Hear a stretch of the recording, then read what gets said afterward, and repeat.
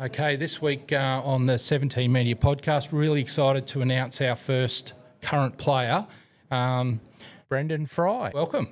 Thank you very much. Thanks for having me. I appreciate it. Yeah, no, thanks for your time, mate. Plenty going on with the pre-season, obviously, getting ready. Yeah, definitely. I think this time of year, it's all about getting players as big as they can be, as fast as they can be, as strong as they can be, as fit, like all of the above. So Yep. this time of year, I will admit it's not so much how much fun you really have in it. It's more about just like pushing your boundaries and making you a better footballer. Yeah, for sure. I've watched a few of the programs and you guys are just really ripping in at the moment. So there's taken no prisoners, which is good. Yeah, exactly right. Like every pre-season's the exact same. Yep. Some do stuff a little bit differently, and but this one's just been a lot of running, a lot of gym, and like I said before, just getting big and fit. Sure. You've done a few, so like I said, exciting to be the first player. We've had a few of the administrators on, a couple of the coaches. They've all played at some point, but you're still in it and going around it, so that's going to be invaluable for our audience. So I see it started back for you with a pretty sporty family back in under sixes at the Albany Creek Crushers. Yeah, pretty much. So my dad was an athlete. Yep. Mum played a fair bit of netball growing up, so I guess us boys, we didn't really have an option. We're always going to play some sort of sport. Yep. And it's just ironically that the sport that my brothers and I went down, none of my parents played, so that obviously being rugby league. Yeah, I saw you. Your dad was a handy cricketer and played a bit of VFL, and Mum's obviously a netballer, so that, there's some sort of ball involved in in most of it. But so the Crushers was pretty good, and you obviously would have had some exciting times then, particularly playing. I'd imagine the backyard footy at your place, and as a young fella, would have been pretty hectic. Yeah, it was actually. So we grew up on a golf course. Oh, so my right. back fence opened up.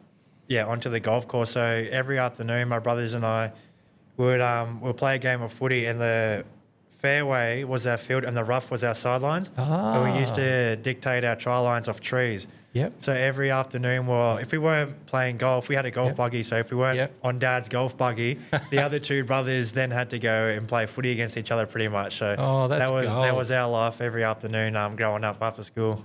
And your brothers, Mitchell and Jackson, what positions do they play? Yeah, so my older brother, Mitchell, he is a back rower. Yep. And my younger brother, Jackson, he was also a back row, middle lock. He was like anywhere where the forwards needed him for that week, he'd be playing in there. And then, so it was always pretty hectic. There was not too many little blokes that yous all bashed each other pretty well, I would imagine. Yeah, pretty much. Like I'm the runt of the family. Like I actually have an oldest brother who's Harrison who plays golf, and he would beat us all with his opposite hand or one-handed if he wanted to. Yeah, okay. So he's quite talented on the golf course, so that's where he specialises in. And then us brothers, I've been the smallest since I can ever remember. Like my brother, who's 2 years younger than me, Jackson. Yep. He's been bigger than me, I reckon, since we were probably 3 or 4 years old. So I always had the disadvantage, even though I was never the youngest. And then Mitchell, who's 4 years older than me, he was always much bigger and stronger. So So what happened to Harrison? Didn't want to play league? I don't know how he never got into rugby league. Yeah, okay. I know Mitchell got into rugby league because his best friend at school at the time joined up with Albany Creek Crushers, and then Mitchell went down that same year to play footy. But Harrison he played a bit of cricket growing up, but for him, he just never threw the footy around. Probably a little bit less injuries in golf, I would think. Oh, yeah. Well, he's a bricklayer, so his back's always gone. So, okay. He's always complaining about that, Fair enough. Yeah. So, you started at Albany Creek, and I guess all the young kids love their junior footy. It's all about mateship and family and just having fun. But around 16 to 18, you moved on to Norths? Yeah, correct. So, at Albany Creek Crushers, I can't really remember back then if they had like a premier side. Yep. But I remember going into under 16s, I played for Crushers, and then I did Cyril Connell first, then went back to Crushers, and then I think that next year they had no more under 18s for us. So for me to go on further with my rugby league, I had to then step away from Crushers, and that was North Devils at the time. And I went into Mount Meninga, and then Nev Blair, which is under 18s over at North. So my whole juniors was through Albany Creek Crushers till I was 17, 18, then went down to North. And North's North is a very well-rated club, but is right up there now. It's it would have been good for you. Like, was that a big change to go from, say, the Crushers and into a program like Cyril Connell and Malmaninga? Yeah, it was, because at the time, I don't know if it was actually ever documented or like contracted, but Albany Creek Crushers had like an affiliation with Redcliffe. So a lot of us players were meant to go to Redcliffe, but for me, I had to sign, I can't remember, I had to sign something. I think sign a deal with North Devils, like juniors, to say that I was going to be able to play for North Devils and the Cyril Connell and Malmaninga. Yeah, right. And then, but it was, I went to Wavell, so nearly everyone from Wavell goes on to play for North Devils. So for me, my club footy, all those boys went to Redcliffe, and then all my schoolmates went to North. So it was pretty good in that sense, where I still had a lot of my mates who I was playing with. Yeah, there's still a lot of depth on the north side of Brisbane. Obviously, there's quite a few that come here in the Malmaninga and Cyril Connell, which is good, from Wavell and places like that. So, and then you got what every young kid wants, obviously a tap on the shoulder or some communication from the Melbourne Storm. Yeah, so exactly right. So I'd actually spent all my juniors in the Broncos development programs. Right. So I think from the age of 12 all the way up until 16, I was with the Broncos. And then I had Melbourne come knocking on the door, and they said, we're keen on you. We want to sign you on a 2-year deal. That'll take me till I was, at the time, 17. So when I was 16 years old, 17 years old. And at the time, Melbourne had a real good development. I thought, there's not many kids who get a contract offered from Melbourne. I thought, this is my opportunity to take this with two hands. And I was lucky enough to then go down there and spend a few years after the school. So how did that process come about? Like, if they reach out to you, they reach out to your parents, they pull you up in the car park at a field. How does that process work when a scout reaches out to a player?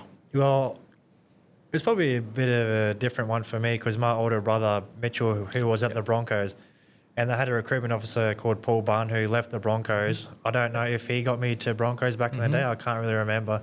But he left to go to Storm. And then we already had that connection with them where we knew him. So I believe it was just a matter of just reaching out to me from him and speaking to my family. So we knew who Paul Bunn was already. And so that's how that one came about.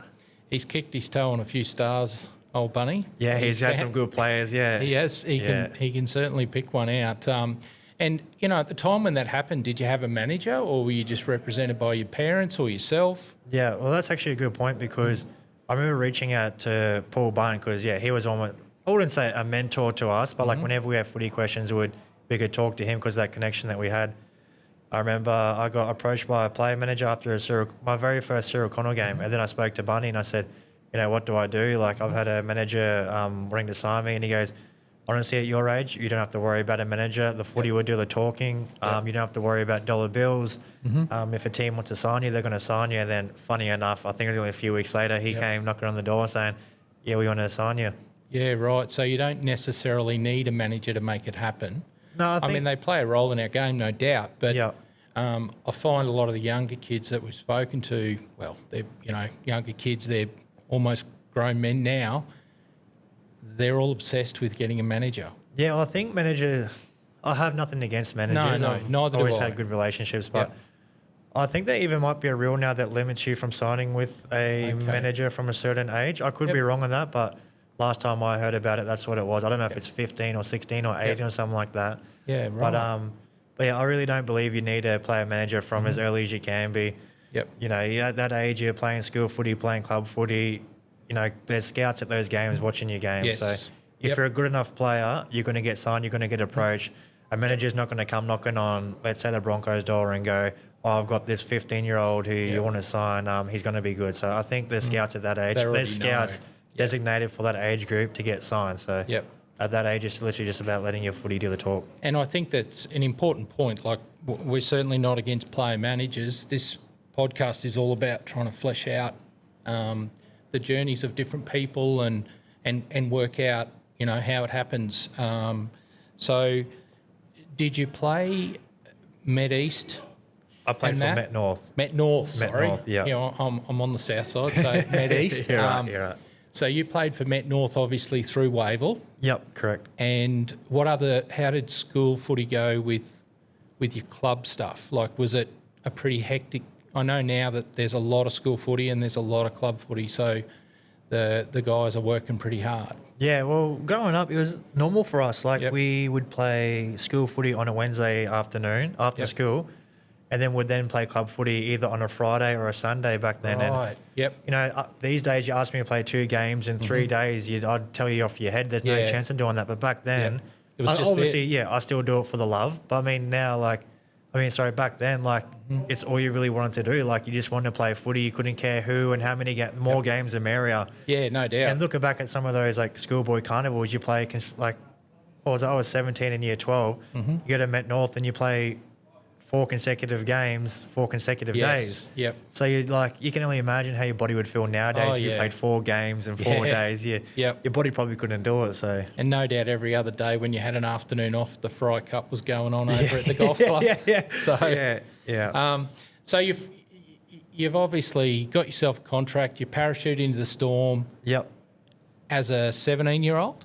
Yeah, pretty much. So I went down. I was in year 12 still, and I had my last exam on a Tuesday, and then I went down on a Wednesday to then start pre-season. So for me, and then I had to fly back up, I think a week or 2 later to come back and graduate. Yep. So wow. Yeah. And I'd imagine as a 17-year-old, that's pretty overwhelming. Yeah, well, most of my teammates at school, they went into the Broncos. Yep. So they're always home. So for me, I was like that kid that was going away. So I'm not saying it was a big deal. But back then it was this guy's going away from Brisbane. He's going down to a different state at the age of 17 to play footy and live, which was, a pretty scary thought thinking about it now. Yep. But I wouldn't have changed it any other way. And did they help you with accommodation? Did they put you in room with some other players, or did you just have to find your own way?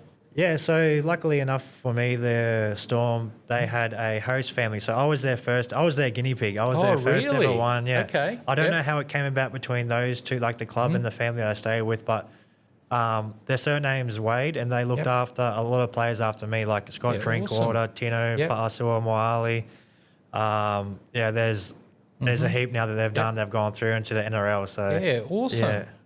That would have been pretty wild, just knowing, and I guess that would have, given the parents peace of mind too, knowing you're with a good family, and that's pretty cool to be one of the first. Exactly. To absolutely get involved. I can imagine there's a fair bit of commitment involved from them. So which is awesome. Yeah, well, at that stage, I hadn't even had my my license back then. So, I said, I moved out straight after school, so I didn't even.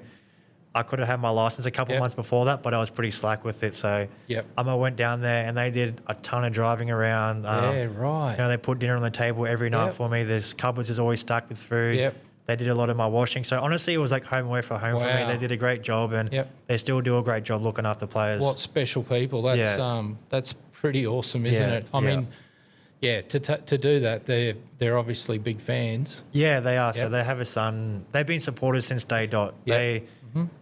They're from New Zealand. They moved over to Melbourne. They used to support the Warriors. Yeah. And they struggled supporting the Warriors. So when the moment the Storm came in, they said, yep, that's our team. And then lucky enough, they've had a team that's been so successful over the last, more than 20 years now. Yeah.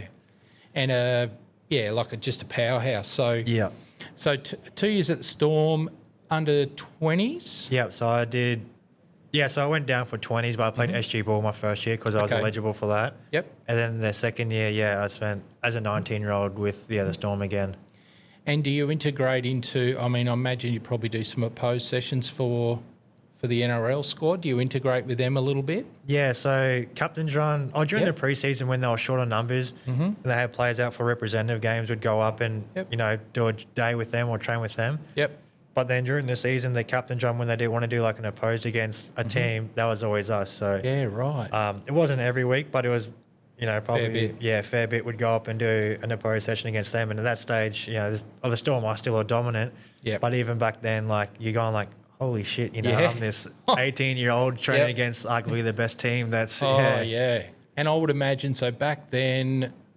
Names you got Cameron Smith. Well, you have the big three: Jesse Bromwich. I remember being terrified of Marika Korobetti. I can imagine. Yeah. Yep. Yeah, they had some pretty talented players. Yeah, no doubt. And like you say, you'd be pinch yourself moment. Yeah. You don't know whether to bash them or shake their hand. Yeah, exactly right. So then you've finished at the Storm. I guess their problem is they recruit so well. Yep. And we've seen that in recent years, I guess, with the number 9 position. You know, they were stacked so much. Yeah, they've had the 3 best 9s in the last exactly. 10 so years. they've had to go elsewhere. So then you've moved from there straight to Sydney? Yeah, straight to Sydney, yeah. Okay. So when I was at Melbourne, I got offered a contract to go to the Roosters. Mm-hmm. At that stage, my older brother Mitchell had just signed an NRL contract there, and I had a younger brother who had just signed a 20s contract also with Melbourne. Right. I mean, also with Roosters. With Roosters. So you're all 3 of you at the Roosters. Yeah, and then I thought, this is an opportunity that'll never come about again. So all 3 of us living under the same roof, playing for the same club. Pretty special. Yeah, it was an awesome experience, and I'm so happy that I made that decision. Oh, yeah. Look, and I guess you're going from arguably one of the best teams to definitely the heritage of the Sydney Roosters is pretty amazing, and the quality of their administration and infrastructure and that is pretty awesome. Yeah, well, to tell you the truth, it was weird. Like, so I grew up, my first ever love was actually the Sydney Roosters. Yeah, okay. And then it then followed on to the Broncos. Yep. And then just being a Brisbane boy. Mm-hmm. And then strangely enough, you sort of get that view of the Roosters that they're like, a posh club. Yeah. They're pretty stuck up. And then when I went to the Roosters, they were the complete opposite. Like, I don't think I've met nicer people than people there. And the ones that you probably look on the field and go, he's a grub. Yep. They end up being the best blokes. And I couldn't say a bad word about my time or the people at the Roosters. And to be with my 2 brothers, was something that that's pretty special. Yeah, and especially for mum's peace of mind as well. Oh, it made all of us boys are usually at different teams. So for her it was easy. She could catch a flight to Sydney, then be with all of us boys. Correct. Yeah. So that would have been pretty good. And did you end up living with your brothers down there? Yeah, so we all lived together. Yeah. Yep. Oh, that's good. I guess that makes it easy. By then you sort of got your own transport, no doubt, and you're getting around. So which is good. So 3 years at the Roosters. Yeah. So I spent. My first year was 2016, so that was my last year of 20s, and that was the year that we actually won the Holden Cup Grand Final. Yeah, wow. So that was when we had Joseph Manu, Nat Butcher, Victor Radley, now the Marshke twins, Lockie Lamb. We had all those boys that year, so we had a pretty stacked team. Yep. Satili Tupanua, Ruben Porter, who's playing at the Tigers now. Yep. Yeah, the amount of players that we had coming. Grant Garvey was another one. Yeah, far out. That was a stacked team. Yeah. You've got. The old Holden Cup was good. Yeah. They, when Holden round, they were a big supporter of footy, so which was good. So after the Roosters, you've headed back to Brisbane. Yep, correct. Yeah. To North Devils. Yeah. Yep. So North Devils. Playing Cup. Yeah, exactly. Mm-hmm. So moving back up to Brisbane, I knew sort of what I wanted to do, but I was still sort of looking around, and North presented an opportunity to go there, and I thought, I love this club. It's close to home. Mm-hmm. I knew they were a club on the rise, so I was like, this is at the time my home away from home, and And what are some of the rigours you go through? Like, you've been to 2 NRL teams, and then you head back. I think there's a lot of kids now that think that they all dream to play for NRL. Yep. They all think they're good enough. They all work hard enough. They all do that sort of stuff. But the reality is there's such a small percentage of players that get on a permanent roster. Yeah. When you walked away from the NRL, did you think that there was going to be more ahead, or where you at when you came up to North from the Roosters? Yeah, I don't know. Like, I still wanted to play NRL. Yep. But I knew that it was like, how could I explain it? Yeah, like, I'd be lying to say if I thought that ship didn't sail away. Yep.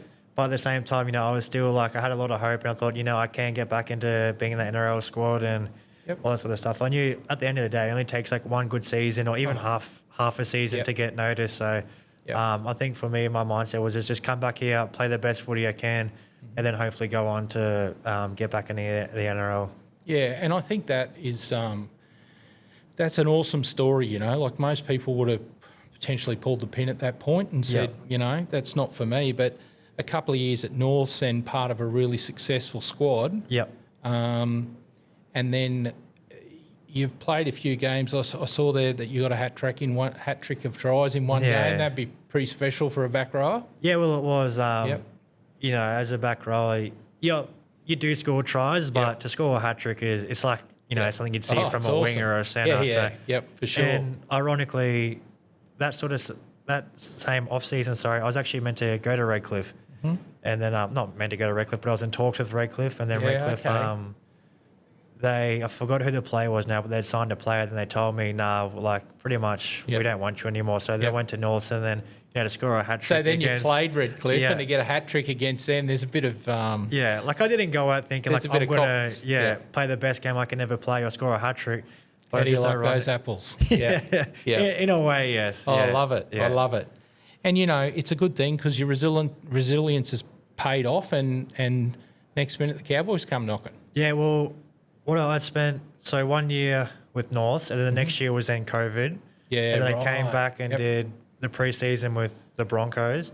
I think I played like 5 or 6 games, and then I did my ACL. And then at that stage, I remember thinking like, you know what, my NRL chances, like they're completely gone. Like no one's going to want to sign a player now that's over the age of 25 who's just come off an ACL.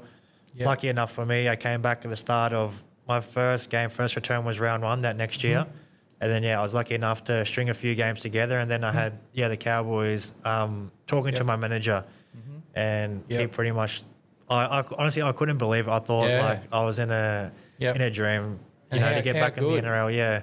That's, that there's a lesson in, I guess, never giving up and just keeping doing it. And like underline everything, you probably just love playing rugby league. Yeah, exactly right. Like it's such a big part of your life. Yeah, and it was so sweet for me because to go through what you do with an ACL, like everyone knows it's hard, but it's not until you actually do one where you realise, like, how tough and how shit it actually is. You pretty much learn to walk again. You're learning how to do everything again. You lose all your muscle, and it's so depressing, like to go from playing rugby league, which is what you love, and then to literally being able to having to walk again in pain, in agony. No, I couldn't get out of bed during the night, couldn't shower. And you go through all those dark times, and then when I finally made my return and then had the Cowboys ask for me, I was...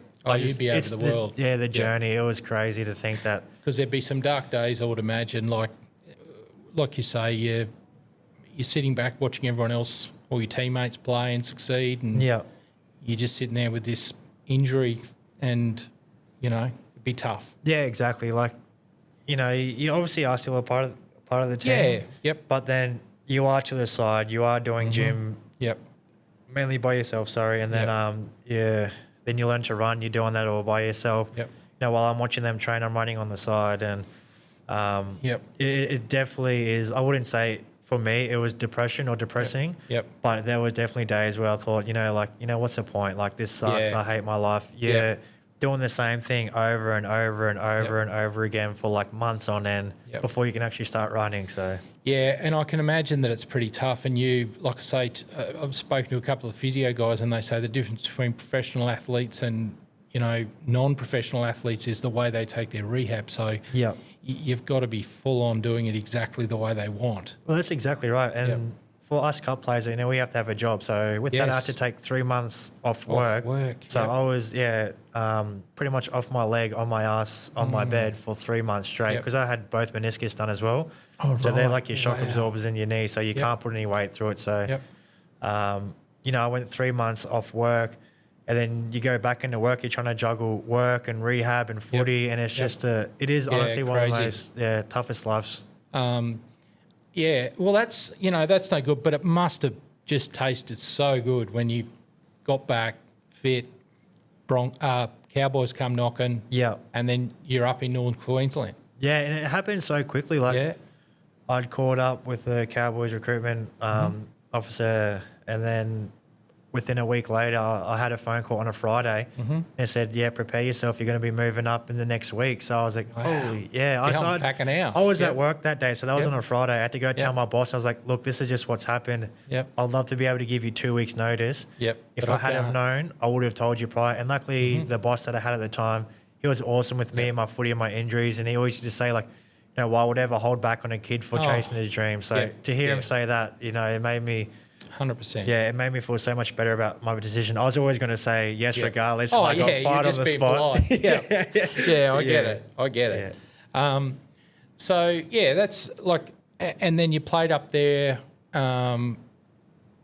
How long did you run around with the Cows? Yeah, so I spent that season up there with them. So I went up May. I spent 3 weeks travelling away with the team. So we went...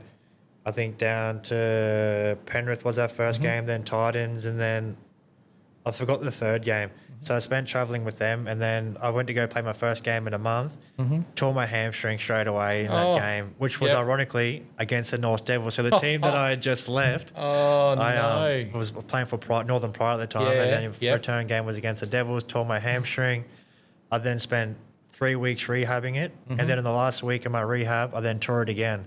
And then we finally decided to get an MRI. Then we found out the first time I tore the tendon in my hamstring. And then they said if we had known that, we wouldn't have pushed you so hard so soon. And then I ended up missing about 2 months all through that Origin period. And it wasn't promised, but they pretty much had said during that Origin period, we're going to have X amount of players away. There's a good chance you're going to be playing NRL through that period when we have our players gone. So... yeah, that was a pretty tough pill to swallow, knowing that I could have played NRL up there, but I'm not saying I would have, but I'm saying I could have had the opportunity to play NRL, but I was injured, so... Old injury knocks again, which is not good. So, yeah, it's just a brutal game, isn't it? Like, 1 minute you're fit and firing, and the next, it's over. Yeah, exactly. It's over for... It's not over forever, but it's over for a period, and it's rehab, and... You wouldn't have welcomed those hamstring injuries after going through the knee. Yeah, exactly right. So, yeah, for me at the time, it was just more so missing the opportunity to, you know, play NRL at the Cowboys and to have missed that, you know, it's a club that, like I'd love to have played for and I love my time up there. But, yeah, it wasn't. And I guess to rub salt in the wound, you were saying that the Devils went on to win the title that year. Yeah, so it seems like every year that I was injured or away from them, they seem to play better without me. So, yeah. I'm sure that's not the actual facts, but that seems how it is, ironically. Okay, so you've come back down, and when did you start here with Wynnum? Well, the opportunity came about. So, yeah, like you just said, I was coming back from the Cowboys, and I didn't really have any idea in mind what I was going to do. And you know, for me, it was like, you know, do I go back to the North Devils, where that was like what I knew, it was home, and then Eddie had also hit me up and said, you know, we can give you a training trial with the Broncos.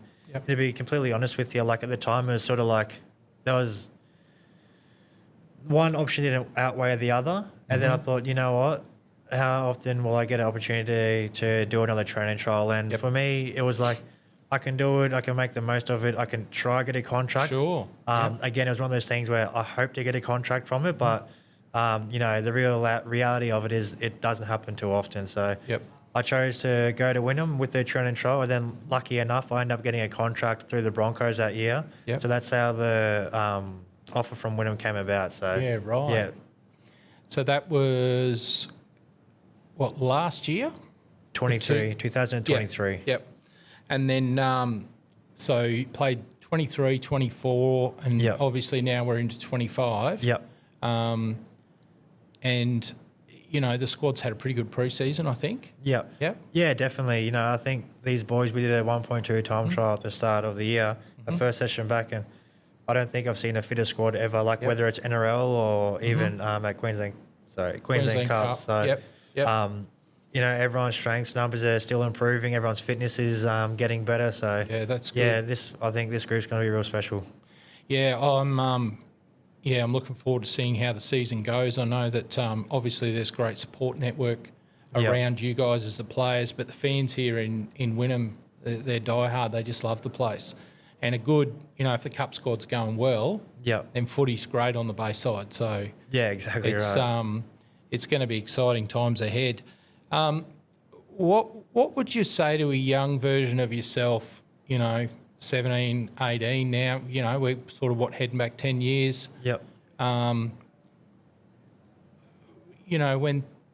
When things are down and you I guess you're anxious about whether you're going to get a contract or whether you're going to get signed or what's going to happen. How did you deal with those situations? And obviously the injury too. Yeah. Because obviously you're very tenacious and you just keep going. Yeah. Yeah, well, for me, I've always been a determined guy. Like, if there's always something I wanted to do, I'll always make sure that I do it and, do it myself. So, for me, I've always wanted to play footy and I've always wanted to, go professional. So the fact that, if I had an injury, I'd always make sure that I do everything I could possibly do to get back to playing footy and then playing the best footy I could play. So yeah, that's awesome. Just keep at it. Yeah, exactly right. So, yeah. Like, it's exciting because when I spoke to Hetty about it, he said, just because you're not right for that team at that time doesn't mean you're a bad player. Just means that, you're going to find your spot somewhere else. Yeah, that's exactly right, yeah. Which is good. All right, well, I know you've got to go and do a bit of rehab yourself, so That's fine. Let's get through. I've come up with some questions. Yep. We'll call it 5 in the bin. Yep. Which we don't want you to go to the bin for 5. But anyway, I couldn't think of another name today when I came up. Yeah. So question 1 is, what brand of boots? I have just started this year wearing Mizuno. So right. When I was younger, I didn't have a deal with Adidas, but I used to get sent a lot of Adidas boots, joggers and all that. Yep. And then when I'd come up to North Devils, they were like, with the COVID times, they sort of held back on, some of their athletes and they pushed it towards the bigger dogs. And I totally understand. I was just a small fish then. So as of now, I've gone through ASICs and I've worn ASICs for 2 seasons. I've done 2 ACLs in them. So for me, no more ASICs. And I've gone to Mizuno now. Mizuno have by far been the best boots I've ever worn. Now I've pretty much worn every boot under the sun now. Wow. So if I had have known anything about Mizunos, I would have worn them at the start. 100%. Yeah. I know they've got a really good heritage in running shoes, and that's interesting to say because it's funny because I was listening to the Matty Johns podcast, which is obviously pretty.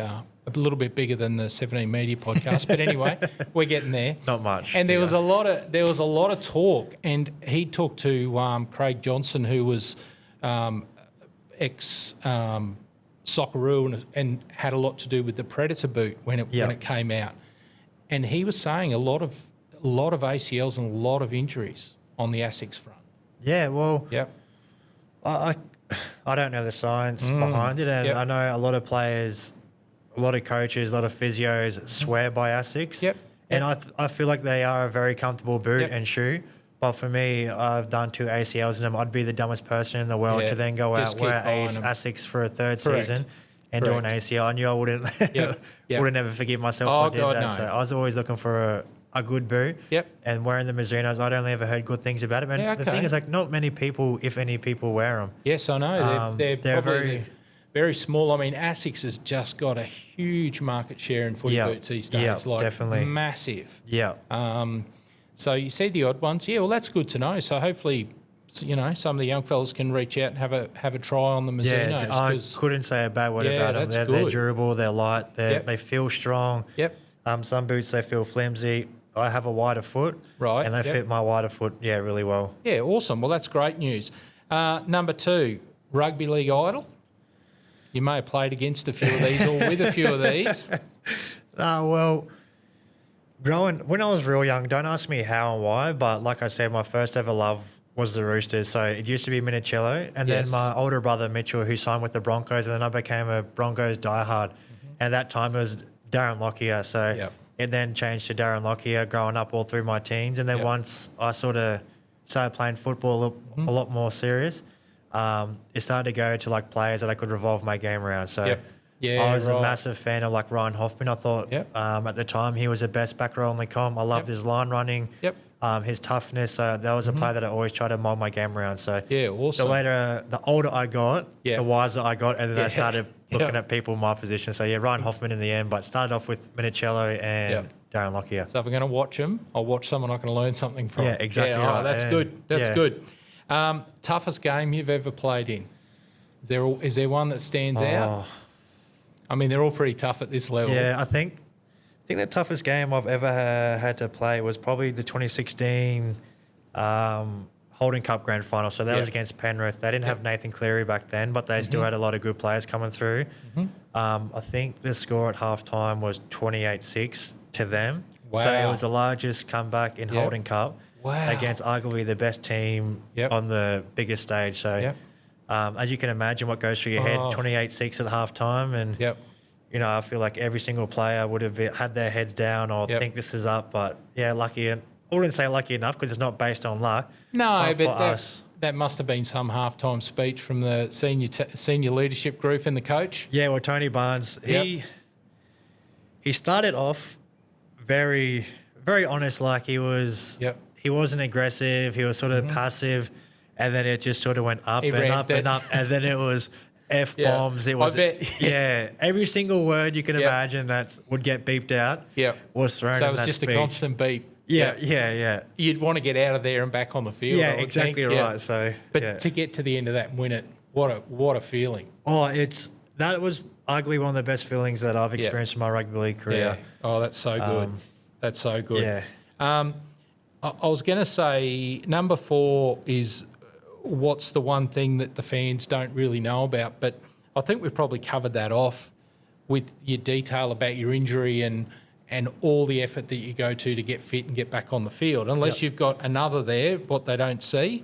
I don't know. Like we've spoken about before with my family, I come from a pretty, a pretty strong sporting family. Like my brother was obviously, if you're a Wynnum fan, you know who my brother is. He was captain here for a couple of years and played, I think he played 99 or 98 games for Wynnum. Wow. But, like the two people in my family that don't really get spoken about enough is my oldest brother, Harrison, who, you know, his golfing ability is through this roof. Like he plays pennants for Wynnum and used to be one team and he's won the pennants and all that before. So he's pretty talented. And then my mum being a netballer. But I think the one thing that most people probably don't know is probably my dad, you know, to play professional in 2 different sports. So professional cricket for Sheffield Shield for the Queensland Bulls. And then for the Western Bulldogs, you know, if someone did that these days, they would be considered probably Australia's best athlete. But 100%. For him back then in that generation, it's quite common. You know, cricket is played in the summer, then you'd go over and convert and play AFL in the winter. So for him to do that was... Oh, that's next level. Yeah, you will never probably hear that again playing professional in those two. No. Yeah. It's very special. Very special. And the last thing... If you weren't a professional rugby league player, what would Brendan Frei be doing? I wasn't a professional rugby, like just outside of rugby league in general. Anything you want. Yep. Yeah. See, I love my sport, so it'd be involved in sport and somehow. What that is, what sport that would be, I don't know. I think if I did have to say something, I probably would have gone down the Aussie rules path. I think lucky for me, you know, I sort of have a bit of height and, you know, I'm someone that struggles to put on weight or hold weight. So I think being a taller and a slimmer build, I think I probably would have suited playing Aussie rules a lot more. So, yeah. Oh, very good. Oh, well, that's awesome, mate. First player and first 5 in the bin. You've nailed it. We really appreciate your time and the audience is... going to get a lot out of that one, mate. So thank you very much. I appreciate it. We'll all be looking forward to seeing how you get on this year. Thank you very much. Thanks for having me. Cheers, mate. Fantastic.